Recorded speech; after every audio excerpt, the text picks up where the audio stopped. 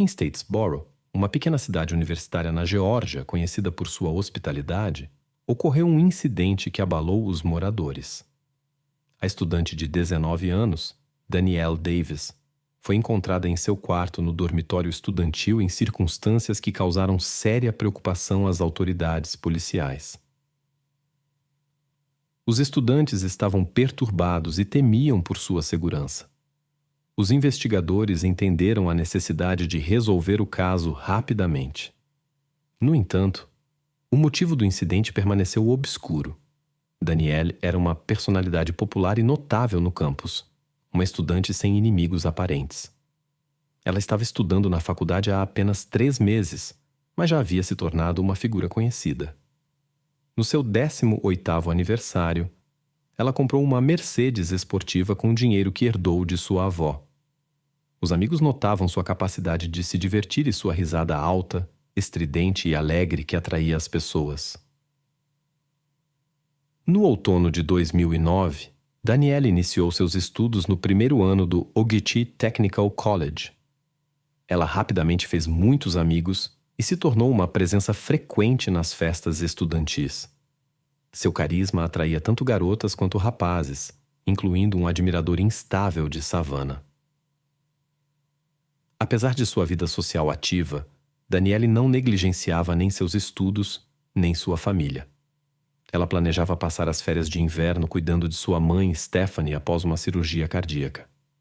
Foi a saúde de sua mãe que inspirou Danielle a estudar medicina.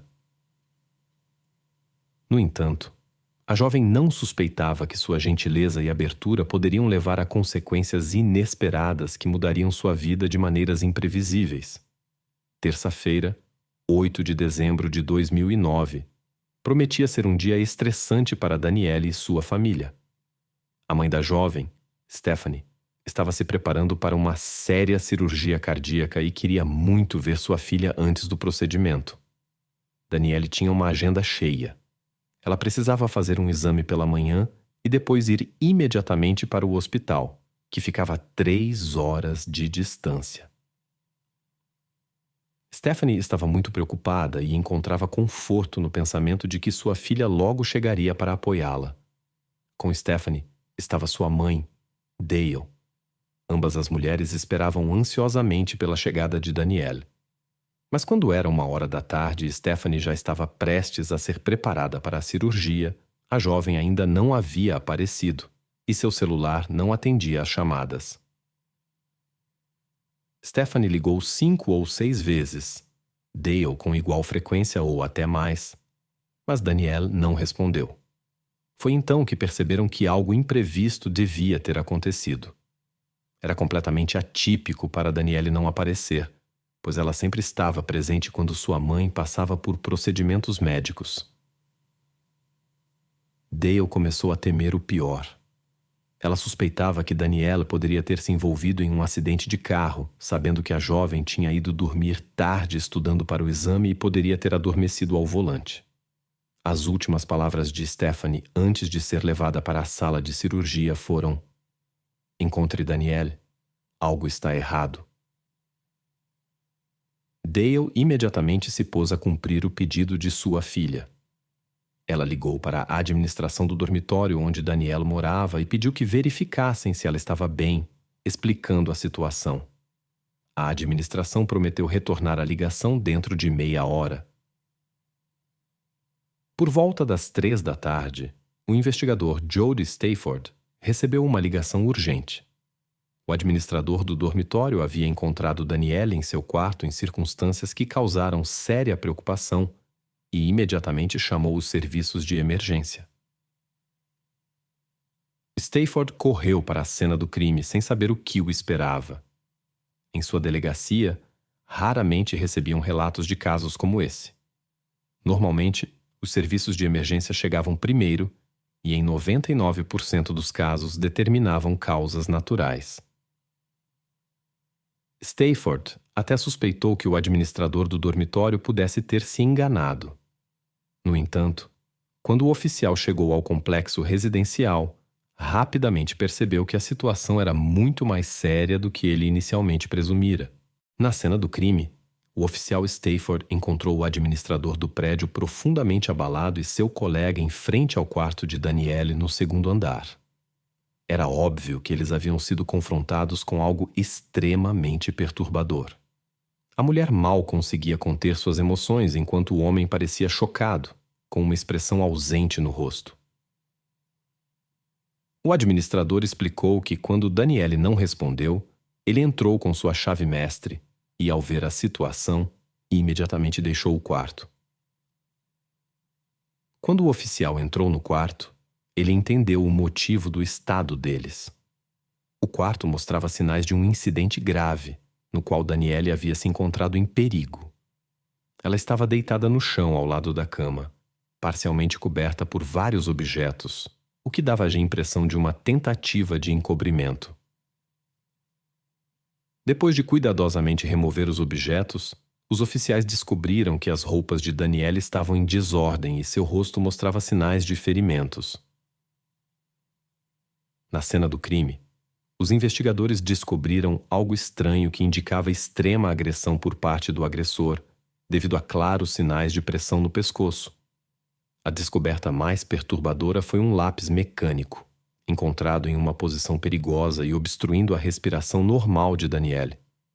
Ficou a impressão de que alguém estava tentando deliberadamente causar-lhe sérios danos. Os investigadores se depararam com as perguntas: como um evento tão terrível poderia ter acontecido e quem poderia fazer algo assim com uma estudante inocente? Em 8 de dezembro de 2009, ocorreu um incidente trágico com Danielle Davis em um dormitório estudantil do Ogeechee Technical College. A notícia chocante se espalhou rapidamente pelo campus, desencadeando uma onda de preocupação e medo. Uma repórter do jornal Holly Deal Brock notou que há muito tempo não observava tal nível de temor entre os residentes. Os estudantes estavam assustados e faziam muitas perguntas sobre sua segurança. Eles temiam que um criminoso perigoso pudesse estar à solta na área. No entanto, sua preocupação não era nada comparada aos profundos sentimentos da família de Danielle, que não conseguia entender quem e por que alguém poderia ter prejudicado sua filha. A investigação foi atribuída ao promotor e ao experiente investigador Jake Wynn.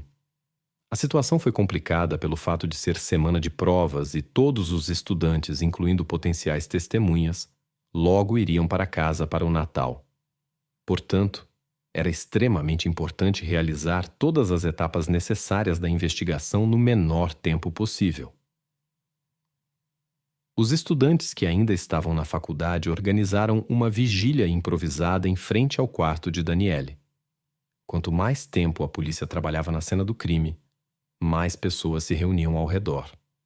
Alguns rezavam, outros não conseguiam conter as lágrimas.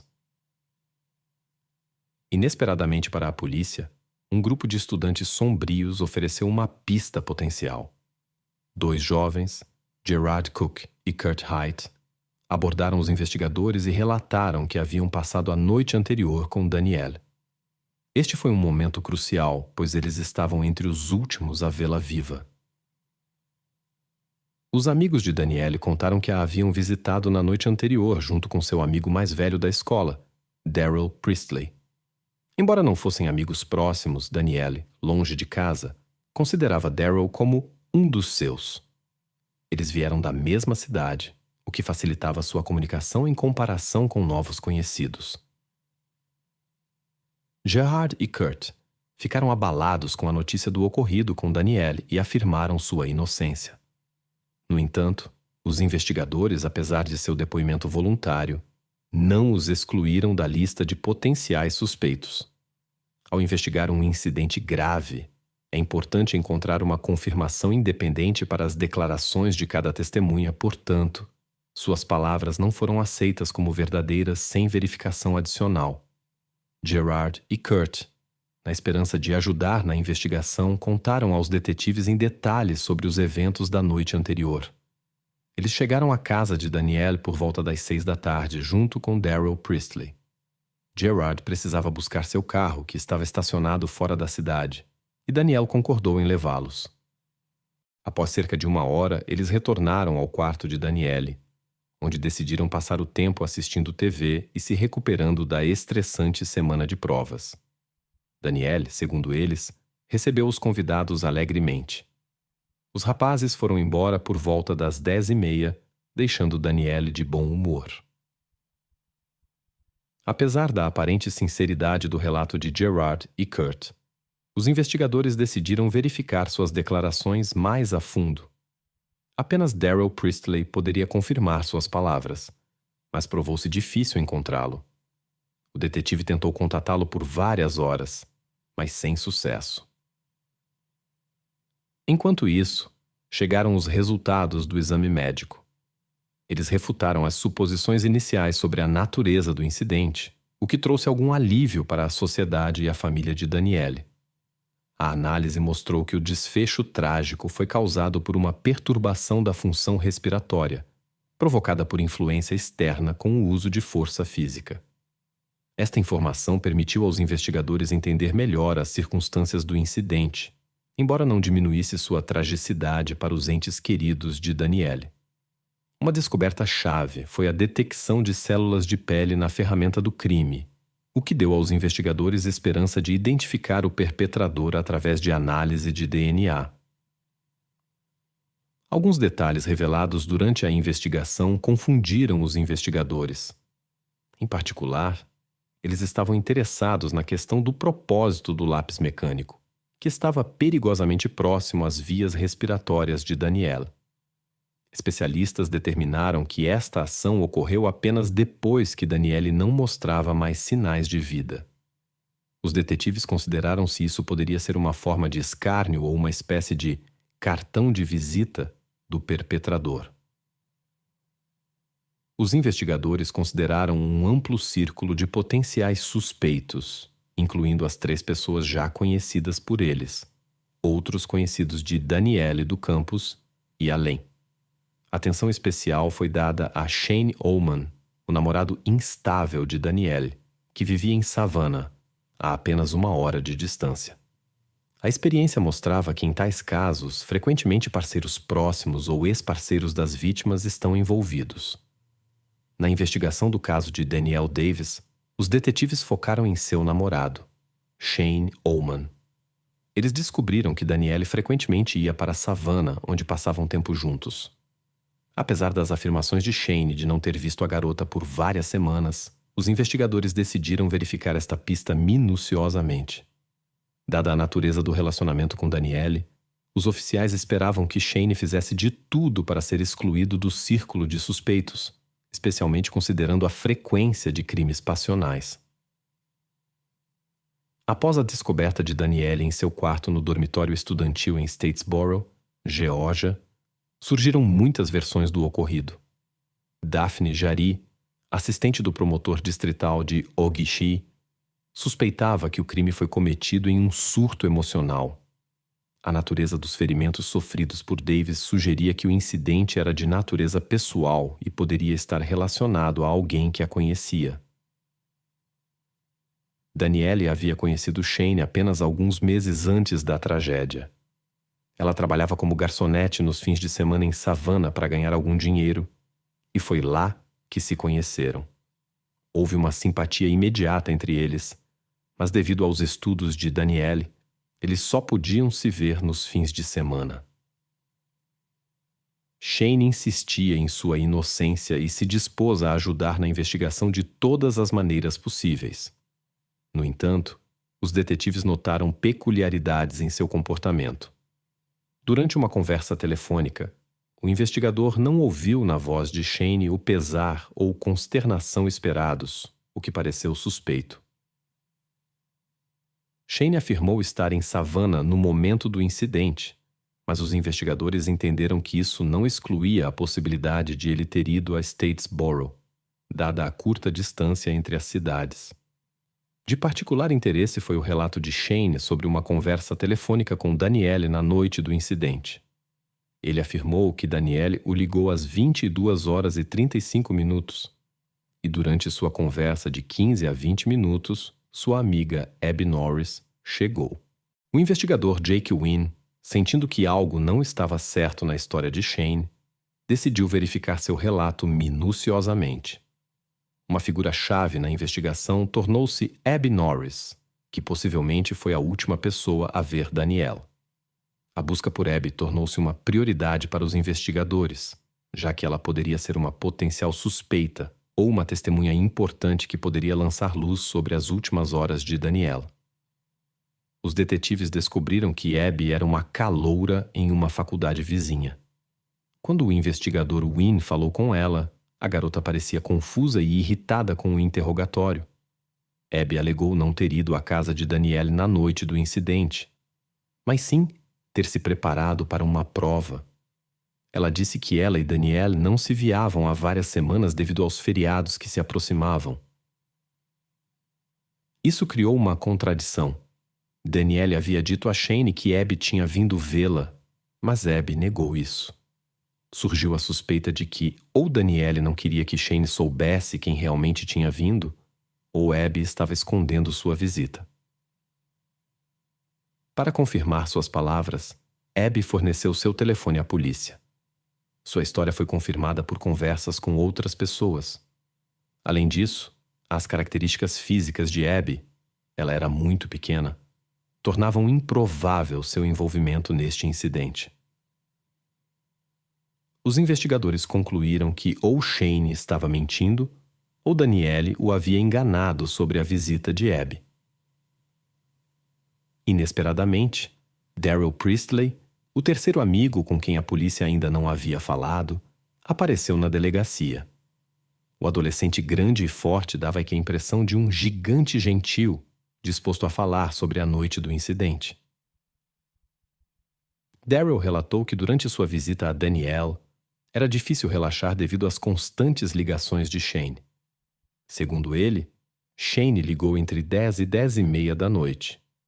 Darryl também mencionou que Danielle não queria atender, temendo a raiva de Shane se ele descobrisse sobre a presença dos 3 rapazes em seu quarto. Essas declarações de Darryl divergiam significativamente da versão dos eventos apresentada por Shane, o que chamou a atenção especial do investigador Wynn.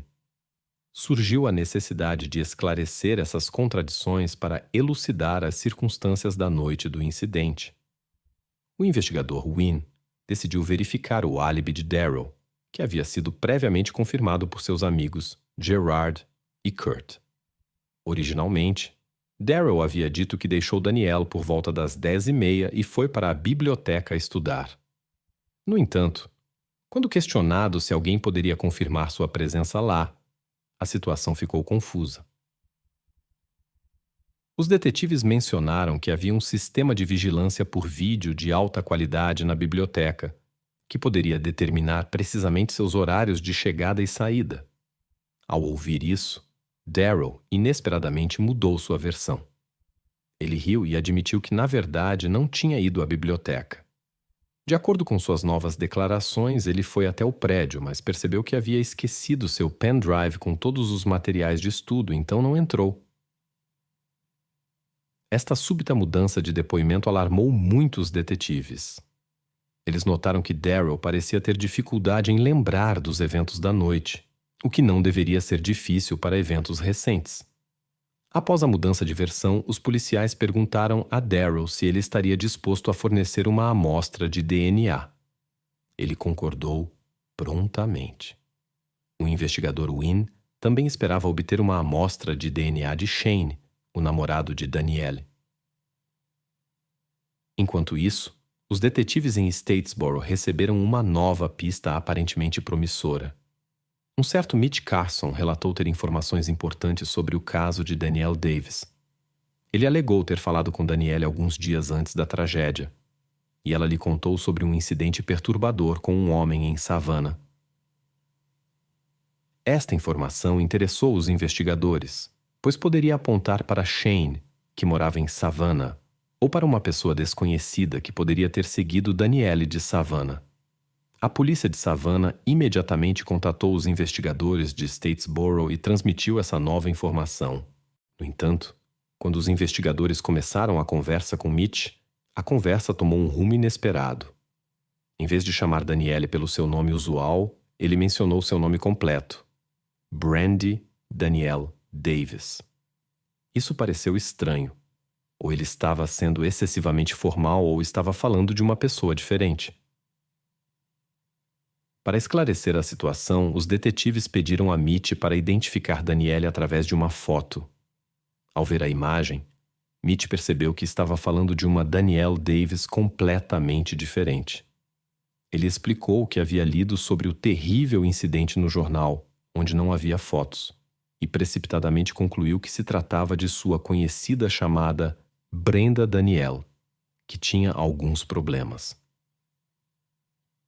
Percebendo que esta informação não tinha nada a ver com sua investigação, os oficiais descartaram esta pista falsa e continuaram seu trabalho no caso, retornando à investigação dos principais suspeitos e evidências. Os detetives decidiram fazer uma visita surpresa a Shane, o namorado de Danielle, durante sua estadia em Savannah. Eles esperavam que ele estivesse disposto a conversar. No entanto, em vez de um encontro pessoal, o advogado de Shane forneceu declarações escritas detalhadas. Estas descreviam minuciosamente as ações de Shane, seu paradeiro e seus contatos com Danielle no dia da tragédia. Os investigadores examinaram cuidadosamente os registros das conversas telefônicas de Danielle que tinham em mãos. Eles confirmaram as declarações de Shane sobre os eventos da noite, incluindo a ligação tardia de Danielle. Shane descreveu com precisão o horário da ligação e as tentativas subsequentes de contatá-la. Graças a informações detalhadas sobre a localização das chamadas feitas, os detetives puderam confirmar que Shane realmente estava em Savannah no momento do incidente. Isso permitiu excluí-lo da lista de suspeitos. No entanto, Shane continuava insistindo que alguém havia aparecido na porta de Danielle durante sua conversa telefônica. Segundo suas palavras, Danielle disse que Abby havia chegado e que ela ligaria de volta mais tarde. Os investigadores já sabiam que não era Abby, o que levantou novas questões. Quem realmente foi ver Danielle? E por que ela não disse a verdade a Shane? A investigação adicional do registro de chamadas telefônicas de Danielle levou a uma descoberta inesperada quase 2 semanas após a tragédia. Descobriu-se que Danielle havia discado o número de Darryl Priestley 2 vezes após a conversa com Shane. Este fato tornou-se um avanço significativo na investigação.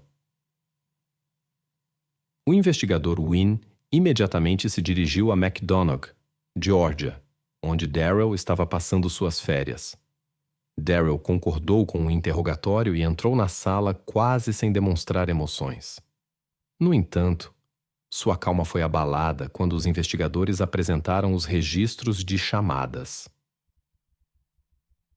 Sob a pressão das evidências, Darryl admitiu que havia retornado a Danielle por volta das 11 horas da noite para buscar seu telefone supostamente esquecido.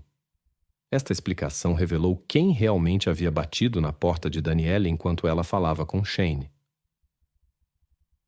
Segundo Darryl, ele e Danielle procuraram por seu telefone, e ela ligou para o número dele para localizar o aparelho. Essas ligações explicavam as chamadas curtas registradas nos registros telefônicos. No entanto, os investigadores suspeitavam que Darryl poderia ter deixado seu telefone intencionalmente como pretexto para seu retorno. Eles presumiram que Darryl possivelmente tivesse desenvolvido sentimentos por Danielle e retornado com certas intenções. Esses novos detalhes mudaram significativamente o curso da investigação e focaram a atenção no papel de Darryl nos eventos da noite e seus possíveis motivos. Os investigadores agora precisavam descobrir o que realmente aconteceu depois que Darryl retornou ao quarto de Danielle. Sob a pressão das evidências, Darryl começou a revelar detalhes do incidente. Ele alegou que tudo começou com uma luta brincalhona com Danielle. Segundo suas palavras, ela supostamente caiu acidentalmente. E houve um acidente com um objeto de escritório que representava uma ameaça às vias respiratórias de Danielle. Darryl explicou que entrou em pânico quando viu Danielle tendo dificuldades para respirar. Em vez de pedir ajuda, ele decidiu alterar o ambiente no quarto. Esta versão esclareceu o mistério sobre o objeto de escritório que, segundo especialistas, foi colocado lá depois que Danielle não mostrava mais sinais de vida. Os investigadores suspeitaram que Daryl poderia ter feito isso para corroborar sua versão de um acidente.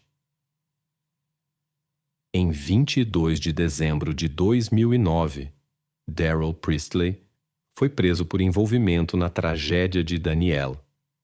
Consciente da gravidade das evidências contra ele, ele confessou sua culpa.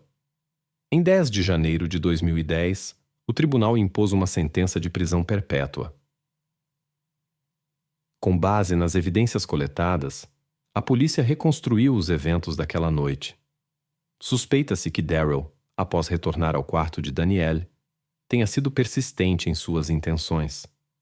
Quando encontrou rejeição, ele perdeu o controle. Os investigadores acreditam que ele usou força excessiva, o que levou ao desfecho trágico. Os investigadores acreditam que a manipulação do objeto de escritório foi uma tentativa de criar uma versão falsa dos eventos para explicações futuras. Ao perceber a gravidade da situação, Daryl tentou alterar o ambiente no quarto, cobrindo Danielle com seus pertences. O público considerou a sentença uma punição adequada para o crime. Os residentes de Statesboro continuam mantendo uma memória brilhante de Danielle, uma estudante que era amada e respeitada por muitos. A mãe de Danielle encontra conforto no pensamento de quantas vidas sua filha tocou. Ela acredita que era o destino de Danielle ter uma influência positiva na vida de seus amigos. Segundo suas palavras, mesmo após sua morte, Danielle continua impactando muitas pessoas, além do círculo de sua família e amigos próximos, deixando marcas nos corações daqueles que a conheceram e até mesmo daqueles que mais tarde souberam de sua história.